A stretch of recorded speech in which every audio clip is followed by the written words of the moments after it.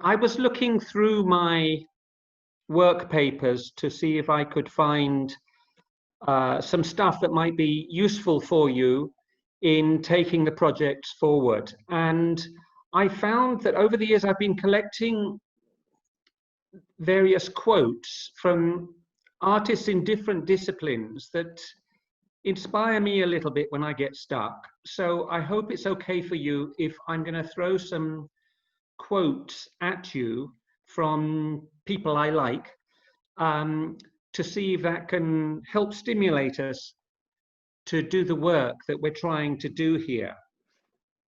And let me start with the basics of why we are bothering to do this at all. Why are we trying to write these scripts? Well, I will give you a quote from Albert Camus, the French philosopher, who certainly had something to say about pandemics back in 1947 when he wrote La Peste. He said, "The importance of the writer is to keep civilization from destroying itself."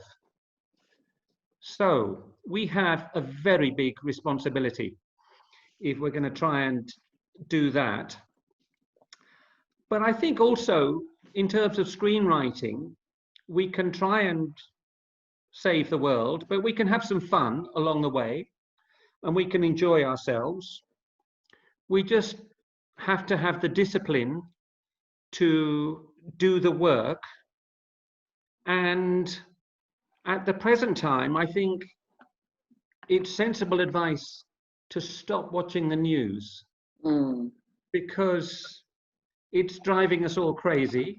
Let's be safe, let's be healthy. But the news just makes us more and more confused. We don't know what's true, what's untrue. It changes from day to day, the advice we're getting.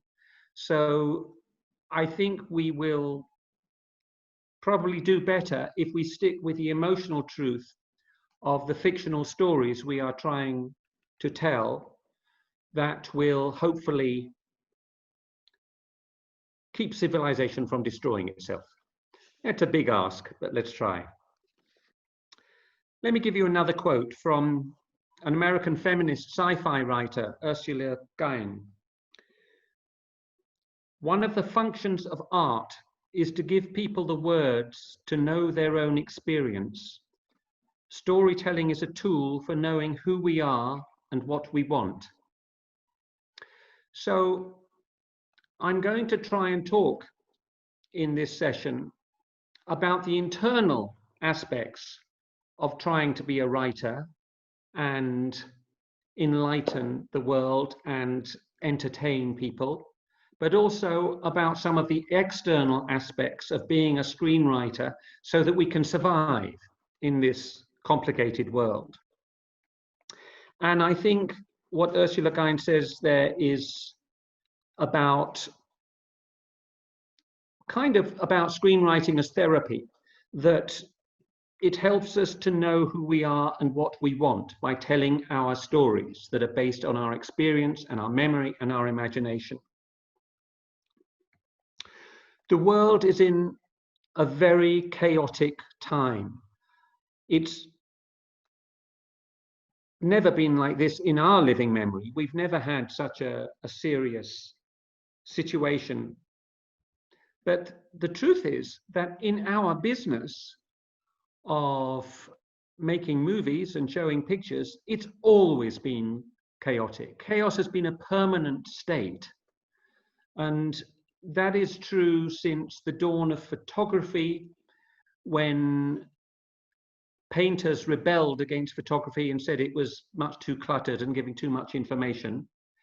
It was chaotic when sound was invented in the 1920s, and a lot of people rejected it and said that's going to ruin movies because we just want the pictures. And it was chaotic when TV started and they didn't know what to do with it. In 1927, the New York Times reported about the first TV pictures that were streamed across from the president. Commercial use in doubt. They thought that television might be useful for policemen to send pictures of criminals to each other.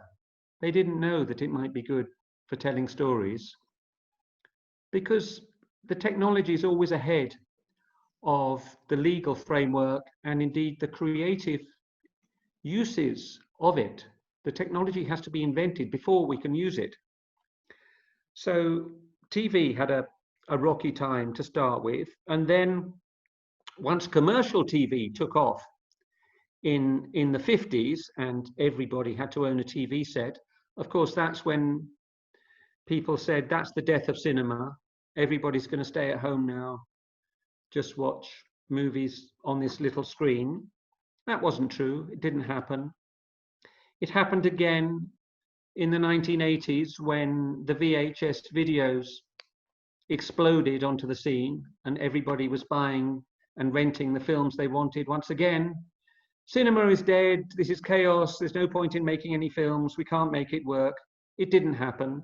They said it again when DVDs were invented. They said it's going to make everybody stupid just watching these films at home. It actually made people much more cine literate because of the extras on the DVDs. So there's a whole new generation of kids who never went to film school but understood the mechanics and the creative elements of making movies. Quentin Tarantino famously worked in a video store.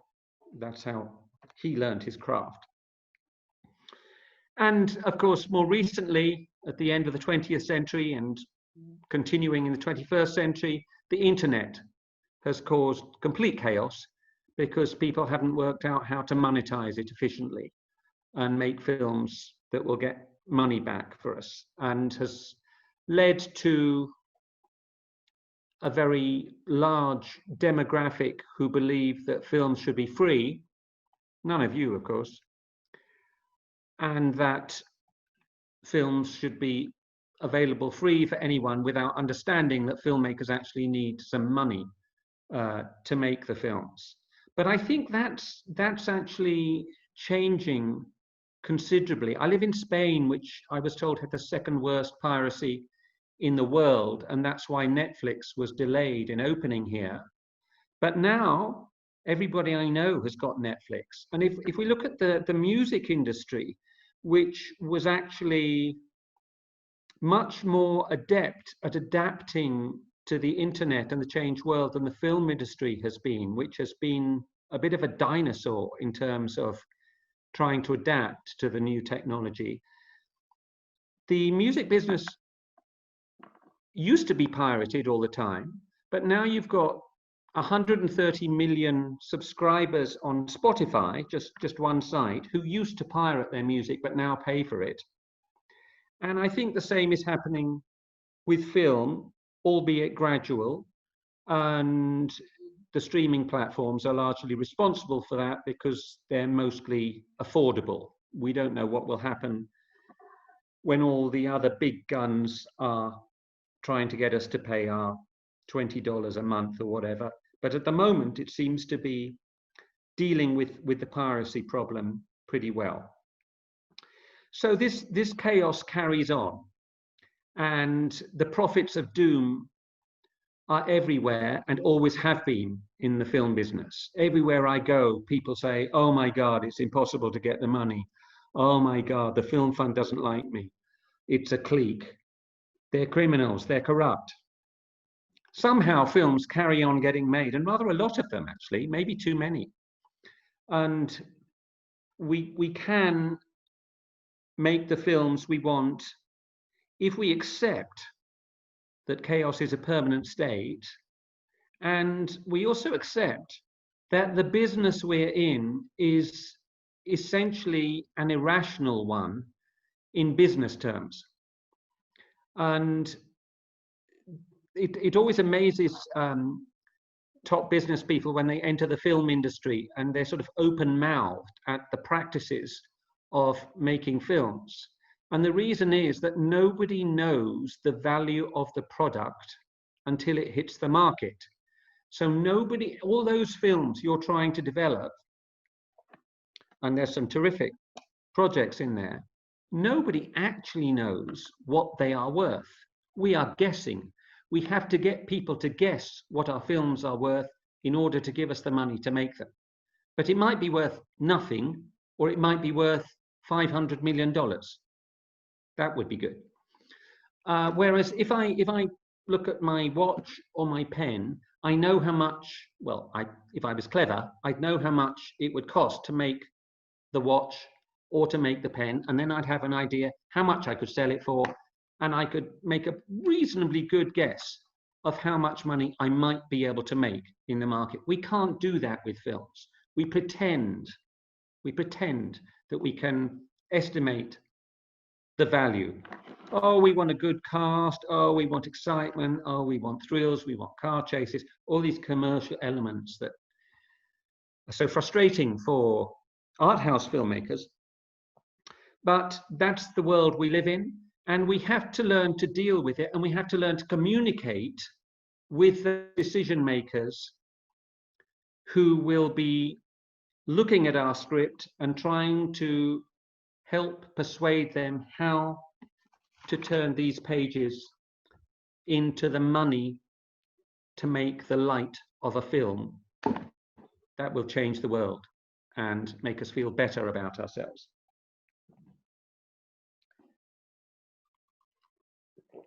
Let me quote the wonderful British novelist Iris Murdoch, about whom there was a very good film made about her life called Iris.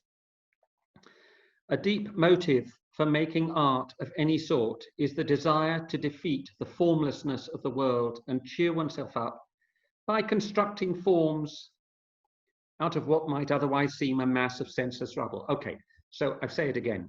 It's senseless rubble is the chaos that we're in, but we can deal with it. The problem with screenwriters trying to deal with both the creative side of their work and the business and technological side of their work is that it's really difficult to do those two things, mainly because we as screenwriters tend to be sensitive, introverted people. That's for our art. We're sitting in front of a screen all day on our own, usually, if we're not co-writing, trying to create something with our head spinning with all these ideas. And that's very different to going out and persuading somebody to give us money to make it. That's why we have producers, of course. But screenwriters need to understand the language of selling ourselves because the world is so competitive and we have to find ways of doing that. Let me give you a bunch of quotes about writers and the state of mind that we find ourselves in.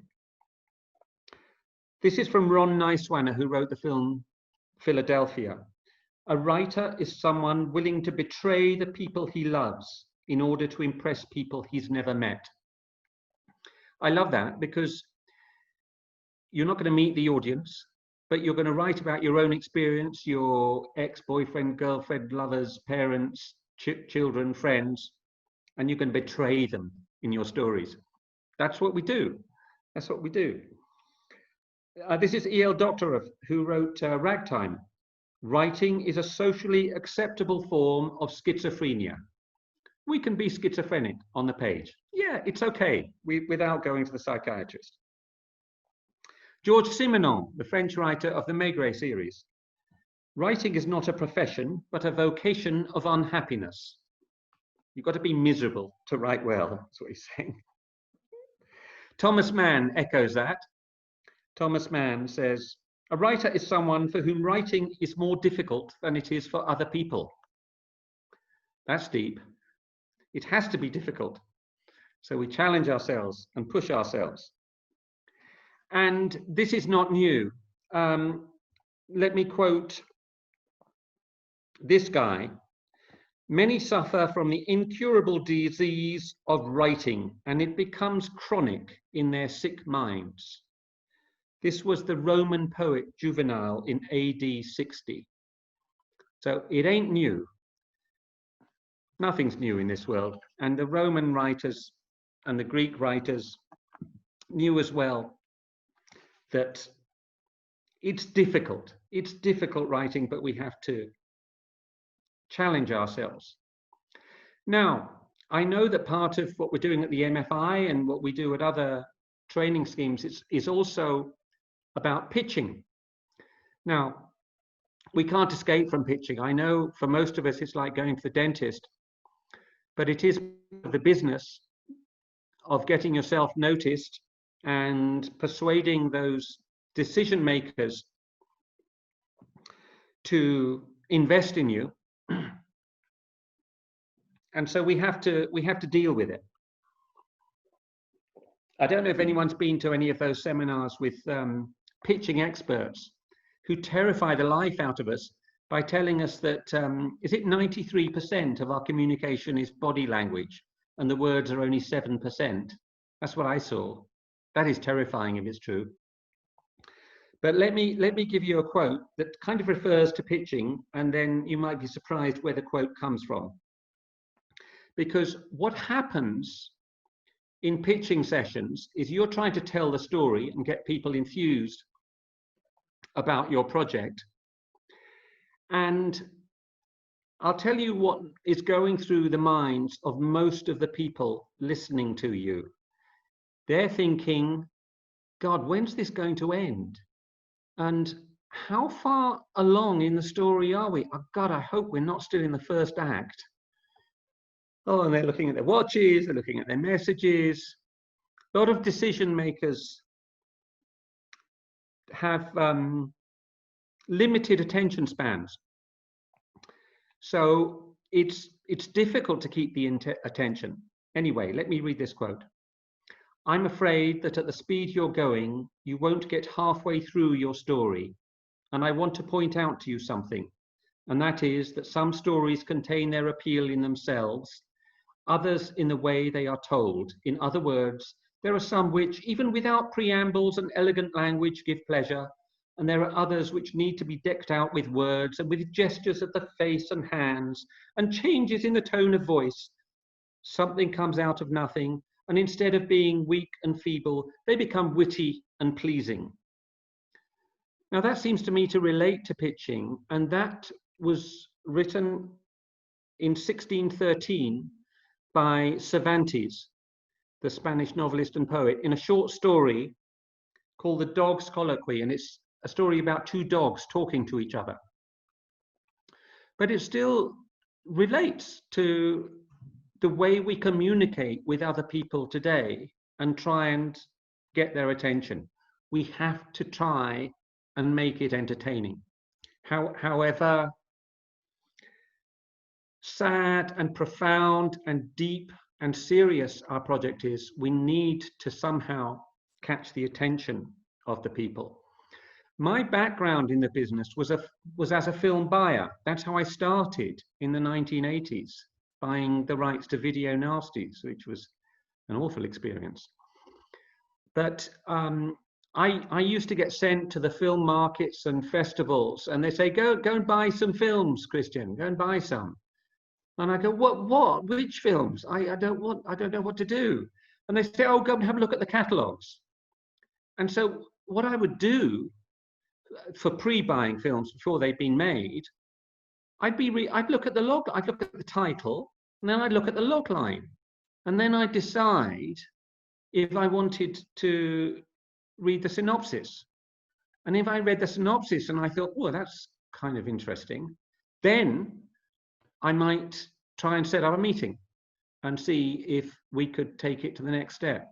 So it's impossible to underestimate the importance of those sales documents. A good logline, a good short synopsis, and also I think it's very useful for screenwriters to think about tagline as well, which, and by a tagline, I don't know if you use that term, I mean what goes on the poster. So it's not usually there until the film is made, but it's good for screenwriters to have. such as the famous Alien tagline, "In space, no one can hear you scream." Doesn't actually mean very much and doesn't even relate to the film. But we love it because it has a kind of mood to it that's very effective. My favorite tagline is from a very cheesy Marilyn Monroe vehicle from 1953, directed by Henry Hathaway, called Niagara, set at Niagara Falls. And the tagline on the poster was, "A raging torrent of emotion that even nature can't control," which I love. I love the way they sort of put Niagara against the story. So it's worth thinking of that, so that when you have that 25 words or less, or those escalator moments, as they call them, where you can pitch your project to Steven Spielberg or Martin Scorsese, you have something to say prepared that gets the attention without you mumbling away for half an hour because they'll be gone. So we have to try and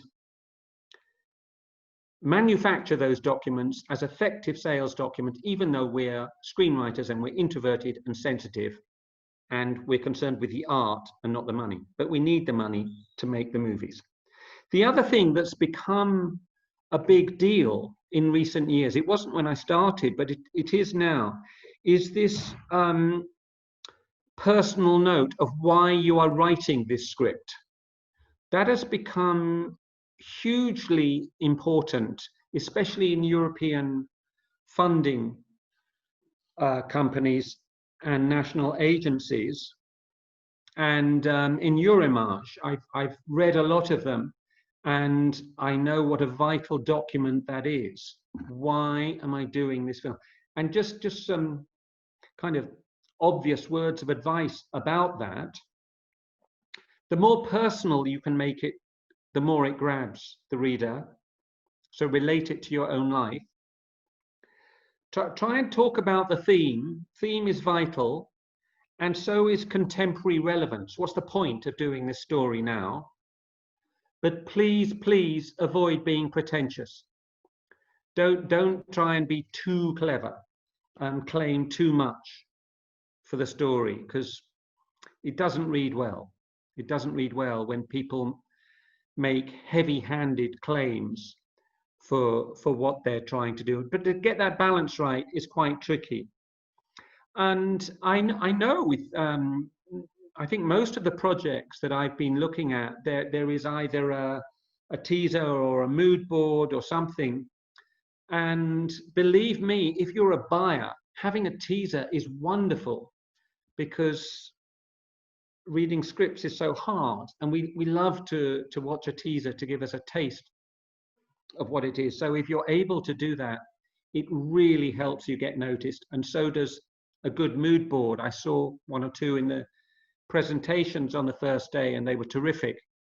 So they really grab the attention, so that which is what you're trying to do. You're trying to grab the attention so that they'll listen to you, so you can get the longer meeting and really tell them what the project's about. So the reality of big companies, which is always frustrating for screenwriters, is that the person in charge is not usually the person who reads the script. You're lucky if they read the script. It's why we have this army of script readers and development people to read scripts, and very often decisions are made on a very badly paid development person's short report about the script, which is the wrong way to do it. But it's about how to deal with volume, because there are so many scripts floating around. We have to have script reports to speed up the process. I worked in something called the European Script Fund during the 1990s, which was the precursor of the Creative Europe Media Development Programme, which is now in Brussels. It used to be in London during the 90s. And we got 1,500 projects a year sent to us. and we had to find a way of assessing those quickly so that people didn't have to wait 2 years for a response. And it was very difficult. So you had to have readers to look at them, and then the readers would you would talk to them about what would go on the shortlist, and eventually you would read it, but you couldn't possibly read 1,500 scripts. Nobody can do that. You can maybe read one script a day, which is kind of what I was doing. So you have to understand that reports will be made about your project, which is another reason why it's great to write a good synopsis, because often the reader will use your synopsis, if it's a good one, as on the report as a sales document for the decision maker, for the person who wants to sign the check. And the other point about decision makers is they're often creatively insecure. The people who run big companies, I'm talking about broadcasters and big film companies, not little ones, they're often very good at accounting or marketing or distribution or taking meetings or making phone calls. They're not necessarily good at the creative assessment of a script. And that's just the deal. So it's always good to get to know the people who read the scripts in companies, if you can manage to do that, and then develop a personal relationship. But as I was saying, a lot of decisions are made by people who haven't actually read the script, and I've had some terrible experiences in my own career trying to explain to the boss why I liked a script and completely failing to do so because it didn't have the commercial elements that they recognized as being familiar, because it was strange and weird and wonderful, and weird is difficult to sell. And let me quote you Mark Twain. He was writing in the 1890s about book reviewers. It seemed to me that it was far from right to comment on it without having read it. So again, nothing is new. He was talking about a review of his book where somebody hadn't actually read it. But we need to be pragmatic and take a practical view of how to operate in this industry. And that means we have to understand what is happening in the business. So at the moment, in this chaotic world we're in, one of the things that's really important for us as European filmmakers is the unbelievable difficulty of making medium budget films. They're kind of disappearing because the economic requirements of making medium budget films hardly work anymore. You can make low budget films, or you can make high budget films if you've got an A-list cast, and usually if you've got an American deal. But to make those films that are in those sort of 5 to 10 million euros range is kind of disappearing, or it's taking people so long that they can only ever make sort of 1 or 2 films in their life. I mean, a couple of friends of mine were producers on The Favourite, which of course has a wonderful Greek director and an amazing cast, with Olivia Colman winning the Oscar for Best Actress. That took them 15 years. 15 years of development. I mean, we can't spend 15 years because they wanted to do it at the budget that they needed to do it at, rather than as a low budget historical film. This is a very serious issue for us as filmmakers, if we only have this division between low budget and high budget. But that's the reality. The message, of course, that everybody is giving is, well, make a series. It's much easier to do a deal with the streaming platforms. I'm not sure that's going to last. And I wouldn't say it's as clear as that. I mean, what is clear is that if you get a deal with the streaming platforms, it's much quicker because they have the financial resources to pay 100%. And if they go for it, they'll really go for it. And it's one deal. You don't have to make 17 different deals with a bunch of different countries and investors. So the speed is better. But who knows if that'll be the case next year. And let's not forget that the streaming platforms are also making some good movies and some bad movies. But they've had Ted Hope at Amazon, and he's a man with impeccable taste. He's invested in some extraordinary movies. And they are expanding into Europe. I have some friends in Poland who are making a feature film with Netflix in Polish, a collaboration between women filmmakers. This is fantastic that the streaming platforms are getting into our troubled little European countries and helping us to make films. The Faustian deal, of course, is that people will see the movie at home, although they're talking about opening some cinemas as well. So you have to make a choice about whether you're going to sit tight and wait for cinemas to be operating at full tilt again if the damn pandemic leaves us, or whether you try a different route. All that is about the external side of the business. But then let's go back to the internal side of being a screenwriter and ask ourselves, how can we make this project better? Well, we know the answer. The answer is rewriting and rewriting and rewriting. That's the way we make it better. And some of you might know this quote from Samuel Beckett from a piece called Worsted Hoe he wrote in 1983, which has actually become a business mantra now. Ever tried, ever failed, no matter, try again, fail better. I love that. So, you're going to rewrite it and you're going to make it better. But it's still bad. Okay, but it's better than it was. So that's the discipline we need as screenwriters. And even the worst filmmaker in the world, well, he was considered the worst filmmaker in the world. I'm talking about Ed Wood, who made Plan 9 from Outer Space back in the 50s and a bunch of other movies.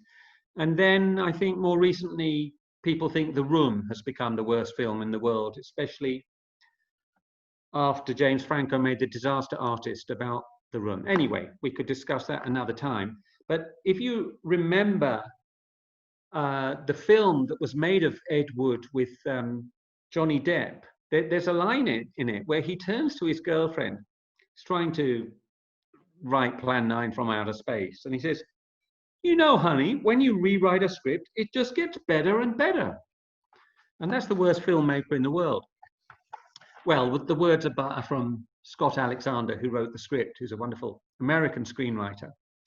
But it's true for all of us. I wonder if any of you have been watching on HBO or BBC a very provocative series called I May Destroy You. It's by a Black British writer called Michaela Cole. And it's pretty powerful stuff. There's 12 episodes that she's written herself. She stars in it herself. She wrote 191 drafts. 191. That's tenacity. That's single-minded work. I'm not suggesting that we all have to do that, but from where she was to where she is now, where she's up in the stratosphere with people like Phoebe Waller-Bridge and there's other new writers who are able to get these unbelievable deals. Along the way, Michaela Cole turned down $1 million deal from Netflix because it would have meant compromising her own creative control. And she ended up doing it her way, based on her own personal experiences of being sexually assaulted. So pretty tough stuff. although it's got a comic side to it. But that's the commitment that some writers will need. I think in Britain, the British Film Institute a year or two back tried to do an analysis of the number of drafts of the scripts that they were getting into production. They came up with a number of 14. They said, oh, well, our films seem to need 14 drafts to get made. That's a lot. Takes time, but it's what's required to get the work done. One of the issues we have as a screenwriter is that if we're lucky enough to have a nice, honest, good producer with us, it's natural that the producer is very keen to get the project submitted for finance as quickly as possible, just to get it rolling. And we have to be very strong as screenwriters to resist that and be confident that we only will submit the script to the market when we are satisfied with it, when we know it's ready. It's terribly difficult that when you've got a deadline, especially with a national funding agency, and some funding agencies only have one call a year. So it's like, oh my God, the Greek Film Fund or the Bulgarian Film Fund, it's August the 1st or nothing. And the producer saying, give me the script, give me the script. If it's not ready, you have to say no. You have to say, no, it's not ready for the market. I have to work on it some more before I submit it. Because I can tell you as a buyer working for the European Union, the hardest thing for a decision maker is to read a script again when you rejected it the first time, because it's kind of tainted. It's very difficult to get rid of the feelings you had for it the first time, even if some things have changed. And you're tempted to say, well, it hasn't really changed enough, I'm afraid, for us to be able to be convinced that the money should be forthcoming. So that requires tremendous patience. And of course, we need to pay the rent and eat. So that has to come into the equation. But wait until you're ready is something I would urge you to do if it's possible to do so. We have to learn the tools of screenwriting. I mean, many of you have made films already, so you kind of learnt the craft. But for the newcomers who are perhaps making their first feature film script, there are tools that we can learn in writing a script, and we have to acquire those before we submit the script. And let me give you a quote from the 18th century French romantic painter Eugène Delacroix. First, learn to be a craftsman. It won't keep you from being a genius. Learn the craft. Picasso was doing naturalistic paintings and drawings before he decided to go off into cubism and surrealism and everything else. You have to learn the craft. You have to believe in yourself, and more than ever, you have to believe in yourself as a screenwriter, because having chosen this profession, you know, and we all know, that you will face rejection again and again and again. That's part of being a screenwriter. And everybody gets rejected. Even Star Wars got rejected. They didn't see the value of it. Nearly brought the studio down, even though George Lucas had given them lots of money with his earlier film that did well. They said, no, we don't get this sci-fi stuff. It's not fashionable. That studio nearly died, and he went somewhere else and got it made and did okay. So, and I know Martin Scorsese's editor, Thelma Schoonmaker, and she tells me, you wouldn't believe how many times Martin Scorsese gets rejected. which seems sort of impossible, but he does. Well, his films are very expensive. So we just need to deal with rejection and not collapse at it. We have to think, okay, it's not for them. We'll move on and we'll go to the next door to knock on. We are defined not by how we respond to success, but how we respond to failure. That's how we become good at our craft. And let me quote you something that probably most of you have known, or anyone who's read or seen Margaret Atwood's The Handmaid's Tale will recall, because it's now become a popular feminist tattoo, I'm told. In mock Latin, nolite bastardas carborundorum, excuse my Latin, which roughly translated is, don't let the bastards wear you down. We all need to observe that as screenwriters when we're dealing with rejection. It will happen. Go on to the next. Okay, the next problem we have as screenwriters internally, writer's block. Whoa, that's a tough one.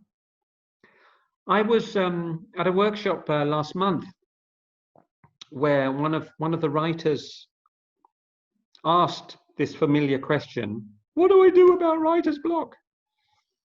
And we were talking to a screenwriter called Tony Grisoni, who's written many of Terry Gilliam's films, charming man. And he sort of paused for about 15 seconds trying to think how to give a useful answer. And then he looked up and said, what you do with writer's block is you write badly. Just write anything, but do something, because whatever you write, it's going to be better than nothing. And I thought, yeah, that's good. Just do something. And it's tough, and we have to be disciplined. And sorry, my phone's exploding. If I can quote that old Hellraiser, Ernest Hemingway, he says, there's nothing to writing. All you do is sit down at a typewriter and bleed. You just have to go for it. Computers, of course. He didn't have a computer. And actually sticking with Hemingway, I apologize for presenting you with cliches, but sometimes cliches are actually very useful. And the next one I'm going to give you is that familiar one that we get banged on our head again and again, less is more. There's even a training scheme called Less is More. And my daughter-in-law, Lucy Caldwell, is a Northern Irish novelist and short story writer. And I said, is less is more a thing for novelists as well? And she said, yeah, of course. I mean, what about the 6-word stories? I said, what, there's a story in 6 words? And she said, yeah. And she said, I think it's Ernest Hemingway, but nobody's quite sure if it's Hemingway or not. I don't know if some of you have heard it, but I actually love it. It's a really lovely story. And it's 6 words. For sale, baby shoes, never worn. I love it. It really makes you think. And so in all forms of writing, less is more. If it stimulates our brain to make the work simple and straightforward, but also complex at the same time. And that's the skill with screenwriting. It seems like screenwriting is closer to literary writing and novel writing, but actually it's closer to poetry because of less is more. And the best scripts have the fewest words in them. If you look at the script of Alien, you look at the first 2 pages, there's hardly any words on the page. There's not even verbs. It just says the tank, the view, the pipes, the noise, the helmet. And it works like that. We don't have to be flowery and exotic in our screenwriting. We just have to be clear and concise and get the ideas across. I will quote now Charlie Mingus, the jazz musician, talking about jazz, but applying to screenwriting just as well. Making the simple complicated is commonplace. Making the complicated simple, awesomely simple, that's creativity. And he's talking about jazz, but it applies perfectly to screenwriting as well. Okay, next hurdle I would like to talk about for screenwriters is the tricky subject of genre. Now, in Europe, there's a kind of prejudice against genre because it's viewed as a sort of second-class kind of film, which is an incorrect use of the word, because all it is a way of telling the audience what type of film it is so they can choose what to see. If they've had a hard day working in the factory, they might want a thriller or a comedy.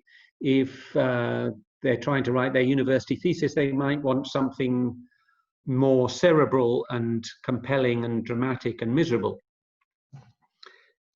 But the trouble with genre is that every genre has its own problems. Every genre is a minefield of issues and problems. And I'll just quickly race through this. So I want to make a comedy. Okay, comedy, fantastic. There aren't enough comedies in Europe. We need to laugh more. We need to be entertained. We're also miserable in the pandemic. Please make me laugh. Great. It's the hardest genre of all to write. It's the most successful genre nationally in every country with national comedies. Downside, it doesn't usually travel. That's usually the problem with, there are obviously some honorable exceptions, but I'm kind of amazed when I go to the cinema in Spain where I live and watch some local comedies, and I'm trying to work out why people are laughing, because culturally I don't get it. And we all have our different senses of humor in different cultures, and that's reflected in the comedies. So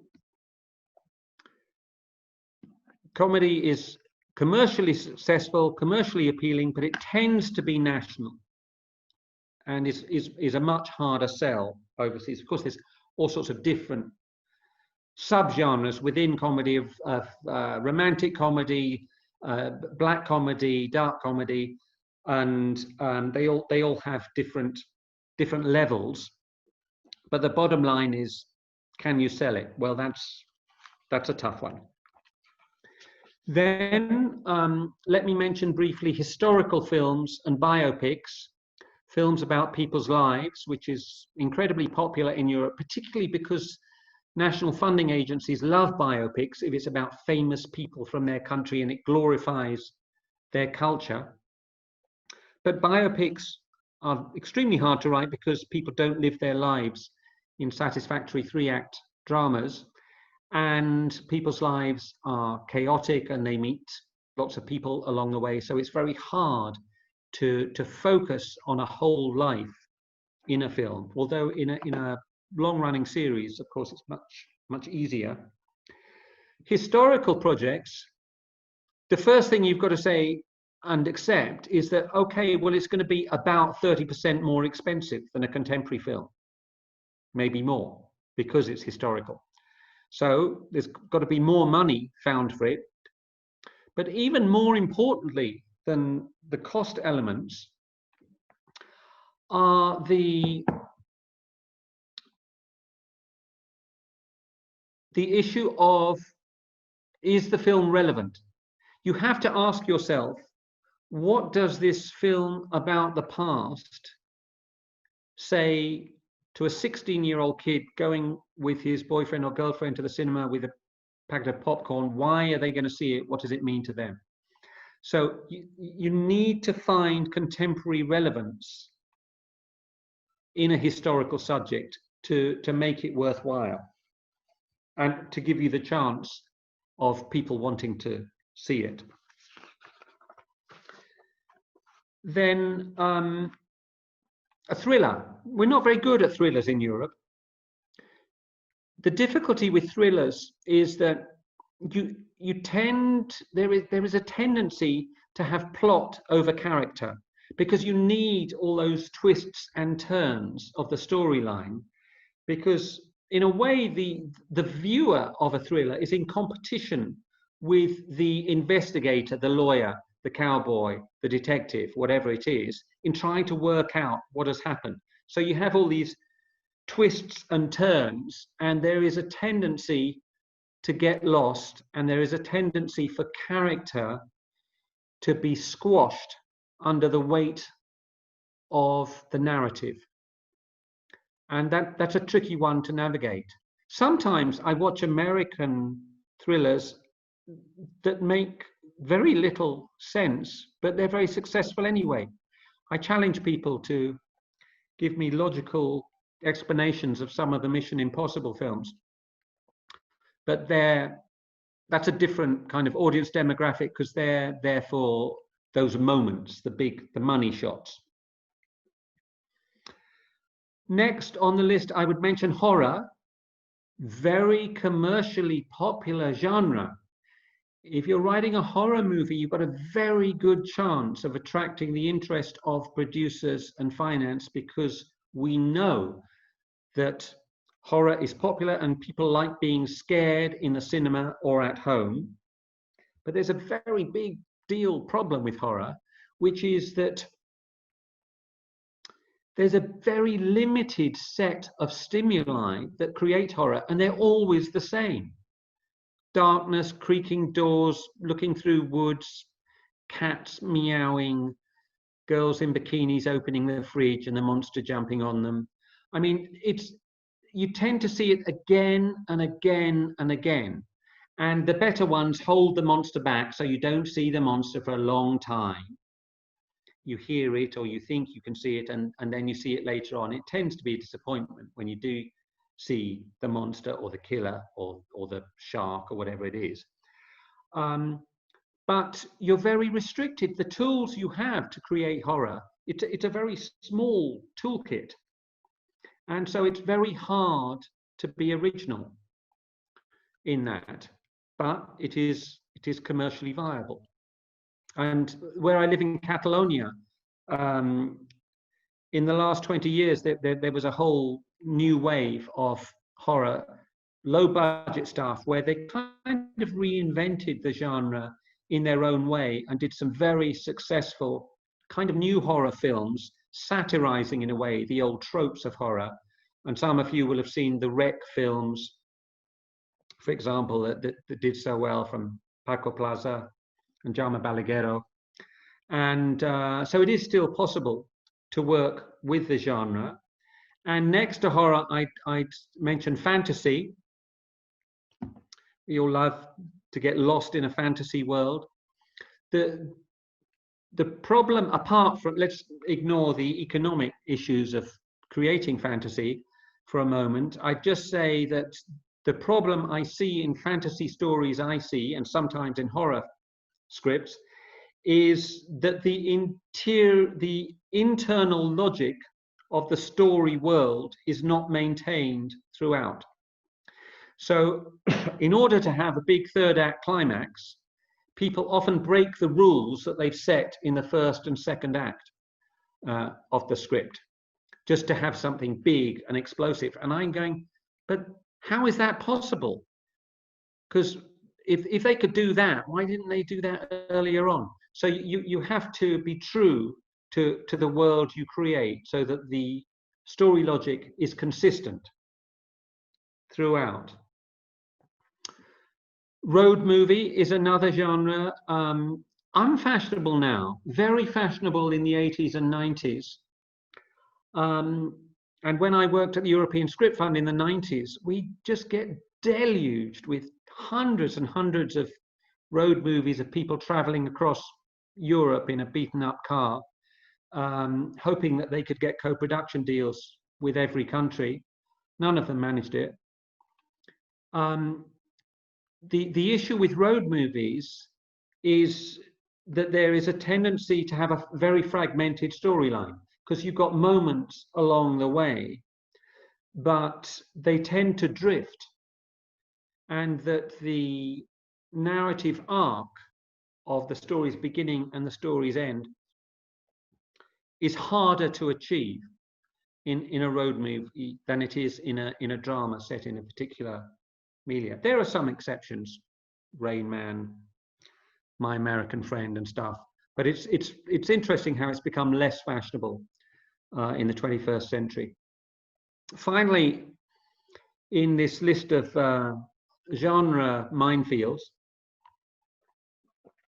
I'd mention family movies and kids movies, which again we're not terribly good at in Europe, I'm afraid to say, with the possible honourable exceptions of Scandinavia and maybe Netherlands, who seem to be able to churn them out. And well, Scandinavia has a long history of quality kids movies, but we're not very good at it, even though there is definitely a demand for it, and some funding agencies, and indeed the European Union, has offered extra points for a film targeted at a youth audience to get kids back into the cinemas, or at least to watch the movies and stop looking at their mobile phones.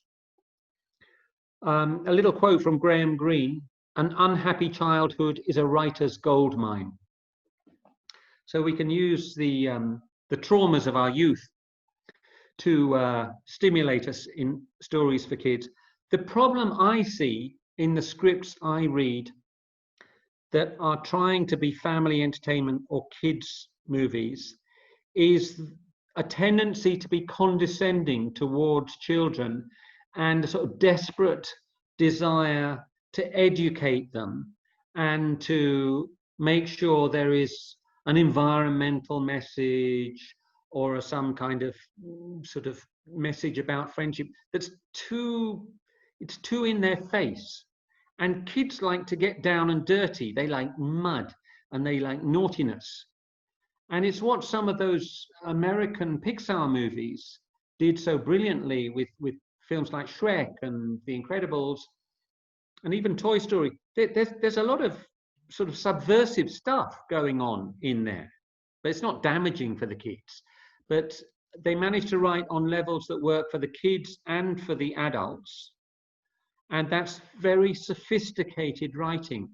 So the message is, don't be condescending if you're writing for kids. Try and work on what they respond to and what they react to, rather than patting them on the head and said, and also you must be very worried about climate change.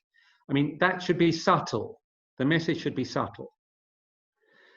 Because they're suspicious. Otherwise, they'll think they're going to school. They'll think it's just like having a lesson, and they won't like it. Okay, genre problems. Another thing I'd like to say about storytelling in general, finding the stories for our scripts, and elevating our craft so that we can use our memory and imagination to create amazing stories that will have a profound effect on people's lives, is the academic sense that there are a very limited number of stories. And there are various people who say this again and again. I was very struck when I was introduced to the work of Vladimir Prop, who's a Russian folklorist. So he wasn't writing about movies, but he said there are only 7 stories in the world, and they all relate to myth. And he listed them. And I thought, well, is that true? There are only 7 stories in the world. And then more recently, I read a very fat book by an English writer who recently passed away called Christopher Booker. It's called The 7 Basic Plots. And he's saying the same thing, saying there are only 7 stories. And when you read that stuff, you thought, wow, yes, when you look at it. And what he was pointing out is that if you look at Steven Spielberg's Jaws, it's exactly the same story as Beowulf, one of the first stories ever written. It's exactly the same as most monster stories. And by the way, Jaws is exactly the same plotline as Henrik Ibsen's Enemy of the People, with the water being infected in a seaside town. So there are it does seem that there are a limited number of stories that we can tell, but it's okay. We don't have to give up because of that. And if you look at music, how many notes are there? 12 notes are there in music? There's only 12 notes in music, but it's okay because we got Beethoven and Mozart and the Beatles and the Stones. So we can do anything with those 12 notes. And it's the same with storytelling. With those 7 basic plot lines, we can always find something new to say. Let me quote Marcel Proust, who knew how to take a fresh look at the minutiae of life. If any of you have had the time to read Remembrance of Things Past, which was published in 1913, and I can't remember. I read some of it at university, but it seemed to spend like 25 pages describing a pot of tea being poured, and it was wonderful. He said, "The real voyage of discovery consists not in seeking new landscapes, but in having new eyes." So we just have to have new eyes looking at these familiar storylines. It doesn't matter that the story is similar to another story if we have a new look at it. And then let me quote arguably the most distinguished man of letters in English literary history, Samuel Johnson, in the 18th century, who wrote his dictionary. "The 2 most engaging powers of an author are to make new things familiar and familiar things new." So that's how we look at familiar things new is what we are trying to do. Most scripts fail because of structural problems. And we don't have the time here to go into complex discussion of structure. I'm sure you will all have your own means and methods of it. I like to reduce it to its basics, which is that somebody wants something and has trouble getting it. That's structure for me. Again, it's a cliche, but as long as there is a want from a character or group of characters, and it's difficult to achieve the want, you're going to deal with those structural issues. And structural analysis hasn't really changed much since Aristotle's day, local boy Aristotle. I mean, in the Poetics, the fundamentals of story structure that he was applying to classical Greek drama are the same elements that we apply as story analysts to screenplays. These are timeless universal truths that will enable an audience to respond and reach this wonderful word catharsis that he gave us, of a profound emotional release from the story having turned out how we wanted it to, but surprising us along the way. Personally, I'm particularly a fan of using mythology for story structure. I'm a big fan of The Hero's Journey, which was Joseph Campbell, adapted then by Chris Vogler, to help us write stories that use mythical story structure to arrive at an end. I'm sure some of you are familiar with the writer's journey. There's just I won't go into that. What I wanted to say is a couple of things about character, because character dictates plot. Plot does not dictate character. That's why thrillers are so problematic. And then. No, it doesn't work like that. It's like you have to know the characters so that the story comes organically from them. And I hope this is not pretentious if I mention Nietzsche. It is a bit pretentious, but I'm going to say it anyway, because it works for me, because he was writing about music in 1872 in The Birth of Tragedy, but his way of describing balance was to cite two Greek gods, sons of Zeus from around the corner where you are, Apollo and Dionysus. And his view was that you had to have a balance in your art. Let's talk about screenplays. In your screenplay, of Apollo, who is sensible, rational, writes poetry, loves music, good-looking, clean-shaven guy, good husband material, lovely, perfect bloke, a little bit boring maybe. Or you've got Dionysus, wild-haired, unshaven, lustful, unreliable, music, drinking, lust. Boy, I know which one I'd like to go on holiday with. I mean, you have more fun with Dionysus. Trouble is, it's chaotic. And what you need in your screenplay is that balance of the rationale of Apollo with the chaos of Dionysus. And if you only have one, it'll either be, it's okay, but it's a bit boring, or it's too chaotic and too fragmented.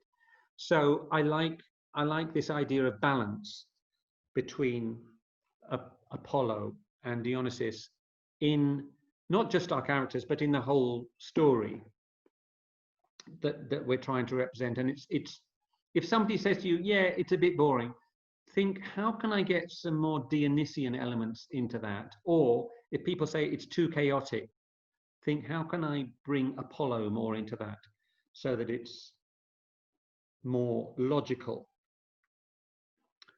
And obviously with our characters, what we want to do is make them three-dimensional and complex and flawed. I mean, the worst thing you can do is create two-dimensional characters. And we often do that with our antagonists. We spend so much time on the protagonist, we forget to make the antagonist complex and interesting. And that's a flaw I see in many scripts. So what Aristotle said about characters is we need to make them consistently inconsistent. And if you think about people you know and you describe them, they're full of inconsistencies. They might be the life and soul of the party, but they might also be depressing. They might be extrovert, but they're also sometimes introverted. So we're all complex mixtures. We're all balance of Apollo and Dionysus, and you have to somehow get that into your characters to make them true. Many years ago, when I started, there was a screenwriter called Lorenzo Semple Jr. who wrote the original Batman TV series, and he had a sign above his typewriter, I guess it would have been in those days, and it said, "What are the bad guys doing?" So whenever he was writing a story, he always wanted to give time to the antagonists to make sure that they messed things up. And let me quote Leo Tolstoy. Now there's a figure. In the 19th century, he said, "The best stories don't come from good versus bad, but from good versus good." And that's what, I mean, when I was at university, I had to read War and Peace, which I thought was going to be a chore, but actually it was the greatest book I ever read. And you kind of liked everyone in the book, even though sometimes they were antagonists and sometimes they were protagonists. You need to ensure that every character in your screenplay has a different voice. Being a screenwriter is a wonderful opportunity to eavesdrop on conversations.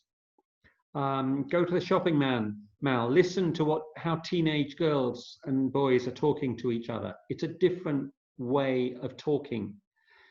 And it's a big problem in scripts I read that the dialogue all sounds the same, whatever the character is. You have to try very hard to give your separate characters a different voice. So when Gustave Flaubert wrote Madame Bovary in 1856, he was asked, how did you get into the mind of this woman, Madame Bovary? And he famously replied, "Madame Bovary, c'est moi."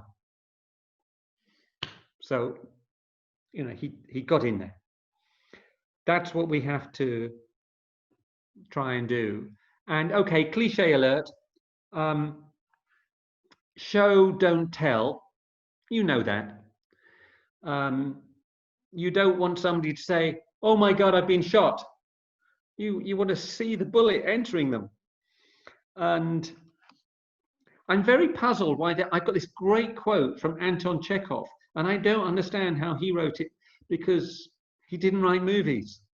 He wrote these static plays. But anyway, it's a great cinematic quote.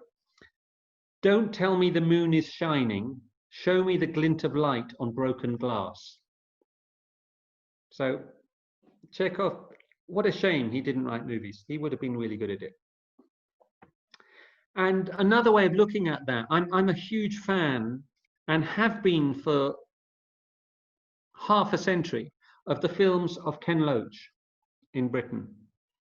A wonderful social realist filmmaker, started in television and has been true to his colors ever since, angrier and angrier.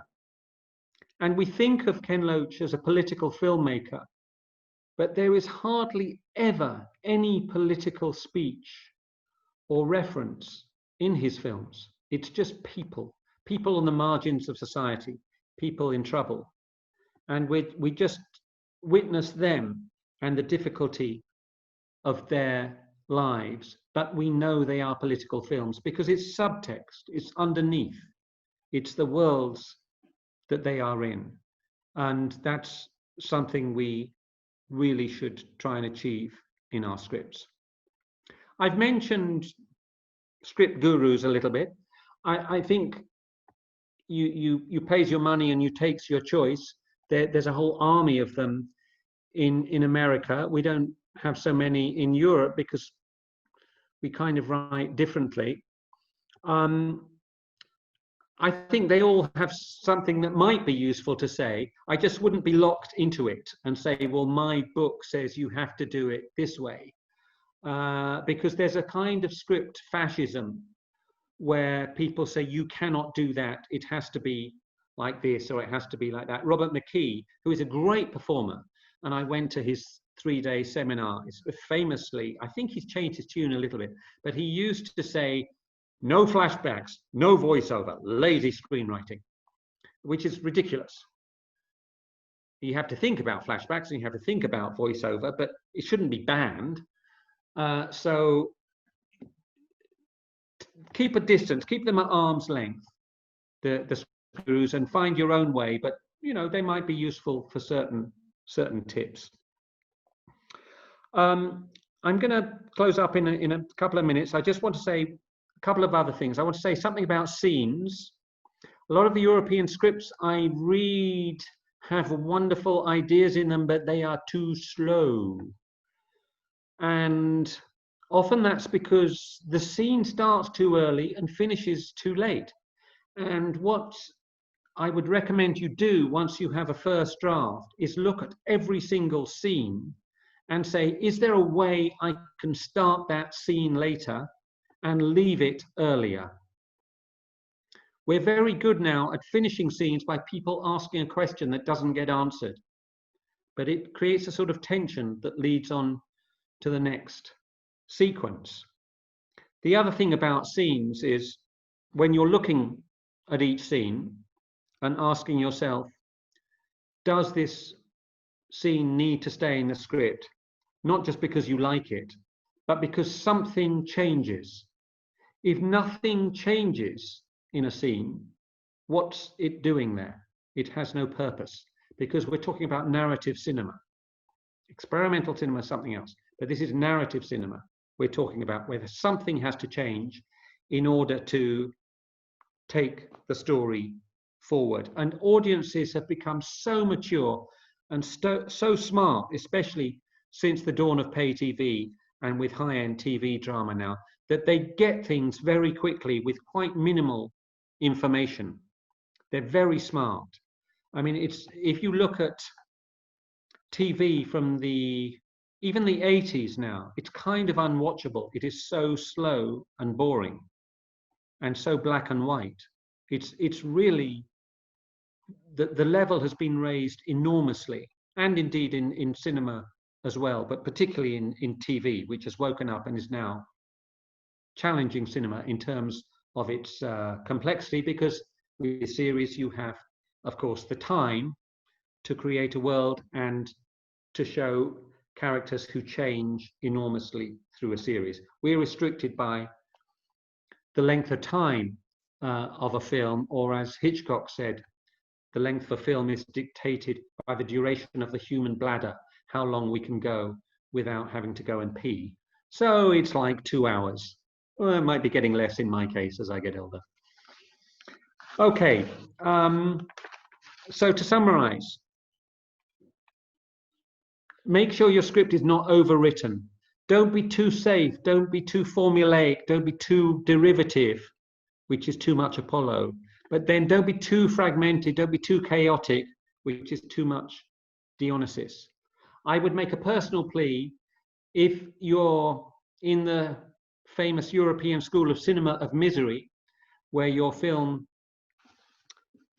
is totally despairing, think about how you want the audience to leave the cinema or get up from the sofa at the end of watching their film, whether there is room for a modicum of hope that life is worth living, even though everyone's committed suicide or been shot or been killed by a pandemic. I think we need a little bit of hope in our lives, and I like to have that in a film, even in a sad film. It makes the audience feel better about it. We have a lot of problems we're dealing with in cinema at the moment, one of them being that there's no films being shown in cinemas, just starting up again. But we can take solace from the fact that the global situation is changing enormously, that there is a new taste for international films that didn't exist before. And so we have a film like Parasite winning Best Picture amazingly, even though Donald Trump wasn't happy about it. I mean, that film's made $270 million which is incredible for a Korean language film. You have Shoplifters, which won the prize at Cannes a few years back. It's made $73 million box office, little low-budget Japanese film. You've got Nadine Labaki, a Lebanese female filmmaker making Capernaum on a $4 million budget. It's made $68 million. People like international movies now. China is the biggest market in the world. I just had a Facebook post from somebody who said, my God, my film's going to be on 2,000 screens in China. We just signed the deal. That's a reality for us as European filmmakers. So we can be optimistic despite the chaos, despite the problems. And a friend of mine is running something called the Federation of European Screenwriters. He's based in Ireland, and he has persuaded the European Union to issue a directive that says for screenwriters, fair and proportionate remuneration in the exploitation of contracts for screenwriters. That's Eurospeak for saying screenwriters need to be paid properly. And he's trying to unionize different countries to raise the profile of screenwriters, as has happened in television, where the screenwriter, the showrunner, is king. So it is a chaotic world, and it's a difficult world, but we have reason to be optimistic. And let me finish with a quote that probably most of you have heard. I'll give you two quotes. First, from Andrei Tarkovsky. Cinema is an unhappy art as it depends on money. Okay, we have to deal with that clash. And then one I'm sure you've all heard from the legendary movie mogul Irving Thalberg in the 1930s. The writer is the most important person in Hollywood, but we must never tell the sons of bitches. Keep them in their cabin. Okay, thank you very much for your attention. I don't know if there's any time for a few questions, if anybody wants to ask something. But well, I think there is time. It was a brilliant lecture of a lot of input. Thank you. Let's start with that. Thank you very much, Elaine. Thank you, Cristian. We do need to hear these things, you know. Thank you. Oh, I'm seeing lots of little nice hand claps going. Yes, of course. Thank you for those. Thank you, Anna. Anna's clapping for real. Me too. It's lovely to see you all. It's a very stimulating environment you've got in Niziros, and it's not the same, of course, online, but we're sort of spreading the good feeling across the world to our homes and our offices. So I really wish you all the best. Look forward to talking to you about your scripts, those of you I'm meeting, and look even more so looking forward to seeing them up on the screen, either in my bedroom or in the cinema or somewhere over the coming years. So thank you for your attention. But if anybody wants to ask something or has a question, you know, we can give them some time to phrase it. Somebody's asking. No, I think that was Anna. It was so clear. I don't think anybody would have a question. We want to digest all the, you know, all the valuable info. So. No, it was brilliant. If I may say so again. Well, thank you for that. It's been a pleasure for me, and I hope most of us can meet face to face in real life at some point in the near future. Yes, that's true. And also that this pandemic will allow the industry and our lives to continue as they should. Yes. Fingers crossed. Thank you. Okay. Have a lovely evening, everybody. Okay. Chapter. Bye. Thank you, Cristian. Thank you.